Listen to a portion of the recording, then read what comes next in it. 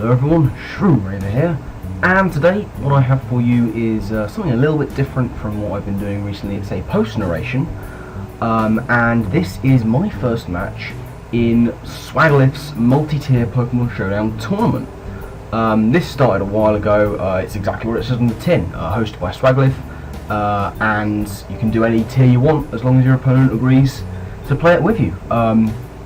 I've had fun with it already, from the short time I've been involved with it, and yeah, I got a bye in the first round, which is very nice, and the second round I was drawn up against, I think I'm saying this right, Kempt.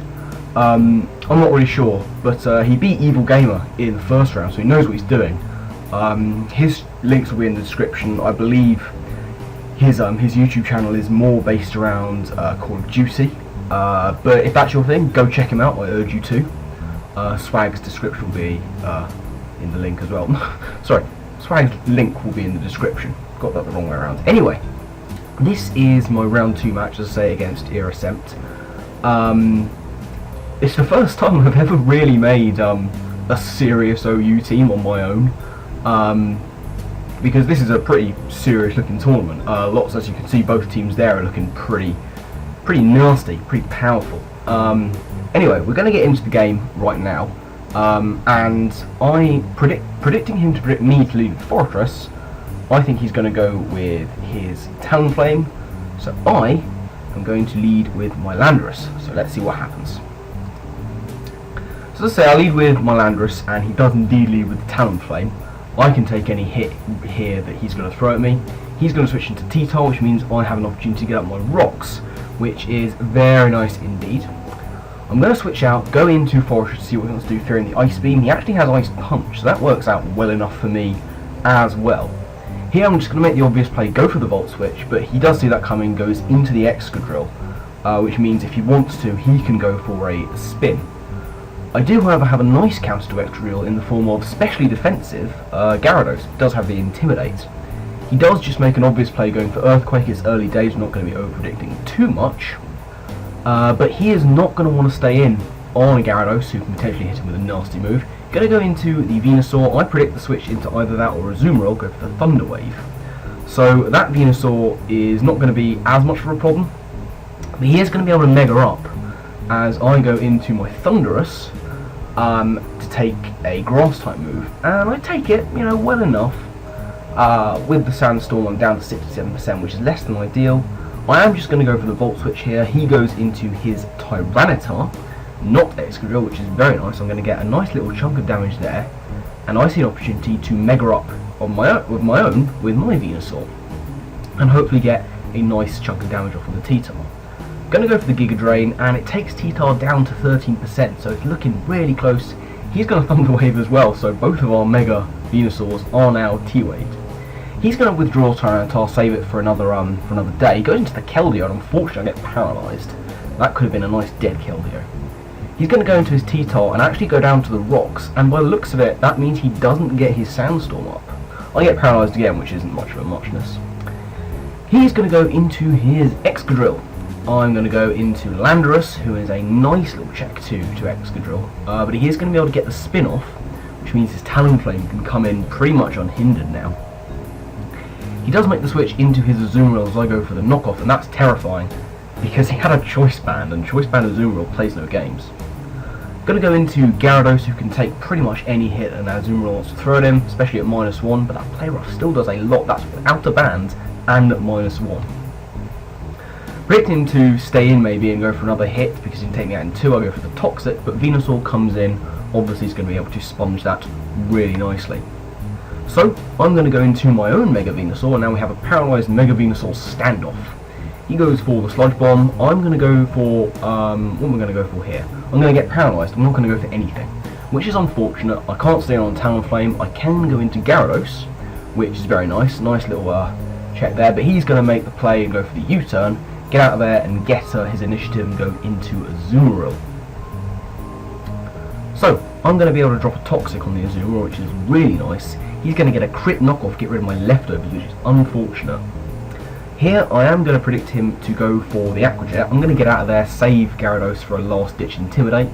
he goes for the Aqua Jet. That's going to do very little to the Venusaur. So here I'm going to go for Sludge Bomb, but he makes the nice play, goes into the Excadrill. Bit risky because I could have gone for Giga, but I didn't. Went for the Sludge Bomb, and now he's going to be able to go for Iron Head, trying to Paraflinch me. Not quite going to work. I'm going to be able to go for the Giga Drain, get a little bit of health back, and then switch on out there into Landorus, who really doesn't fear anything Excadrill has to throw at him. Iron Head doing just over a quarter of my health. So, seeing that's not going to get him anywhere fast, he's going to make the switch into Keldeo as I go for an Earthquake. Very nice, but I can't stay in here. I need my Landorus, so I'm going to make the switch into Mega-Venusaur, who will take a Scald, but he is going to be able to take me out on the subsequent turn with another Scald. So my Venusaur is down, and now I'm starting to fear his Mega-Venusaur, because I don't really have an awful lot for it. What I do have in my back pocket is Scarfed Mamoswine, which is one of my favourite sets. I love the Scarfed Mamoswine set. Take out the Keldeo with an Earthquake. Don't want to stay on Venusaur. I'm going to go into my Gyarados and maybe take a hit. I actually do.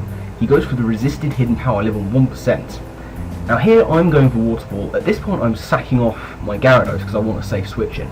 Waterfall is my only offensive move. I pack Dual Status and Roar. I'm not trying to Paraflinch him, but I do a couple of times.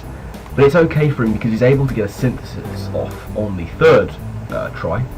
I go for a Waterfall, it's resisted, and he's able to take me out at last with Giga Drain. So I'm down my Gyarados. I am going to be able to go into my Landorus, and he's not going to want to stay in. He's going to switch out into his Azumarill as I go for the Earthquake. And with the toxic damage, is it going to take him down? Not quite. But I do know that an Aqua Jet is coming, so I can switch into Fortress, take that very nicely, and let Toxic kill off the Azumarill. So at this point, the Azumarill goes down. I'm 4-3 up and looking in a relatively good position here. He does still have the Talonflame. I don't want to take a hit from it just yet. Going to go into Landorus, get that Intimidate off once again. And Flare Blitz is still doing a good amount of damage. Talonflame is not to be messed with.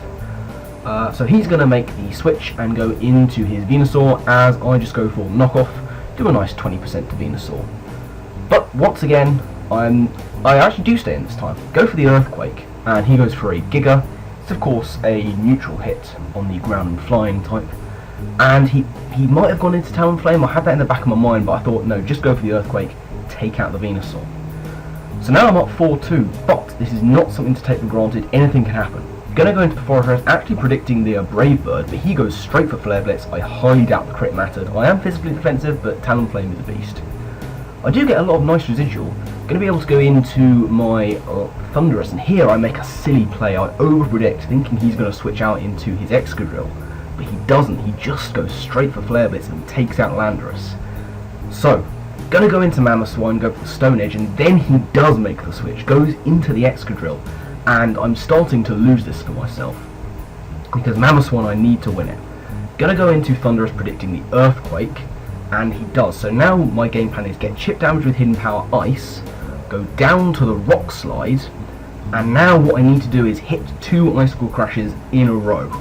So here we go, into Mamoswine, go for that Scarfed Icicle Crash, do hit it, take out the Excadrill. That's nice. Now in comes the Talonflame, and here is where it comes down to it. It's close, it's 1-on-1, and I hit the Icicle Crash, take out the Talonflame, and Scarf Mamoswine going to allow me the 1-0 victory. So there we go, great game, Era Sempt. As I say, his links will be down in the description, as of course will tournament host Swagilyphs. If you want to check out Era, go check him out. If you don't know who Swag is, then I don't know what you're doing with your life.